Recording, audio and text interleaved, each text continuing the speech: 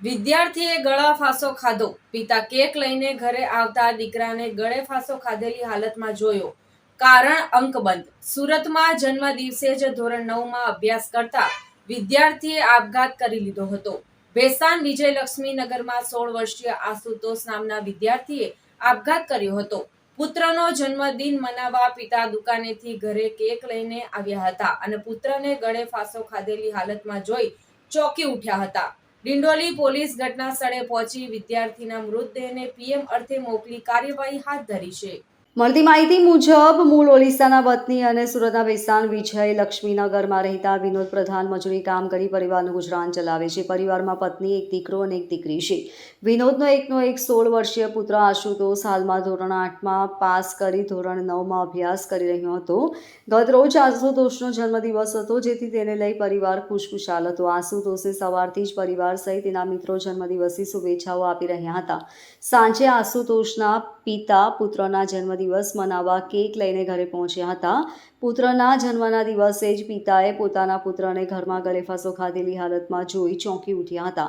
પિતાએ બૂમાબૂમ કરતા આજુબાજુમાં રહેતા સ્થાનિકો દોડી આવ્યા હતા. ઘટનાની જાણ થતાં ડિંડોલી પોલીસ તાત્કાલિક ઘટના સ્થળે આવી પહોંચી હતી. પોલીસે વિદ્યાર્થીના મૃતદેહને પીએમ અર્થે હોસ્પિટલમાં મોકલી કાર્યવાહી હાથ ધરી છે.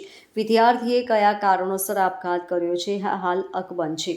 પોલીસ તપાસ બાદ જ મોતનું સાચું કારણ બહાર આવશે. એકના એક પુત્રએ જન્મદિવસે જ આપઘાત કરી લીધા પરિવાર શોકમગ્ન બની ગયો છે. ડિંડોલી પોલીસ પાસેથી મળતી માહિતી પ્રમાણે 16 વર્ષીય આશુતોષ ઉધના વિસ્તારમાં આવેલી અક્ષરદીપ સનરાઈઝ સ્કૂલમાં ધોરણ 9માં અભ્યાસ કરતો હતો. તેની 19 વર્ષીય બહેન નજીકમાં જ આવેલી હોસ્પિટલમાં નર્સ તરીકે કામ કરે છે. પિતા મજૂરી કામ કરે છે અને માતા ગૃહિણી છે. ગતરોજ આશુતોષનો બર્થડે હતો. પરિવારમાં પણ ખુશીનો માહોલ હતો. ગતરોજ સાંજે દીકરી નોકરી પર ગઈ હતી. માતા પિતા કેક લેવા ઘરની બહાર ગયા હતા. દરમિયાન આશુતોષ ઘરે એકલો હતો અને આ એકલતાનો લાભ લઈ તેણે બારીના પડદા લગાવવાના એંગલ સાથે નાયલોનની દોરી બાંધીને ગળે ફાંસો ખાઈ આપઘાત કરી લીધો હતો.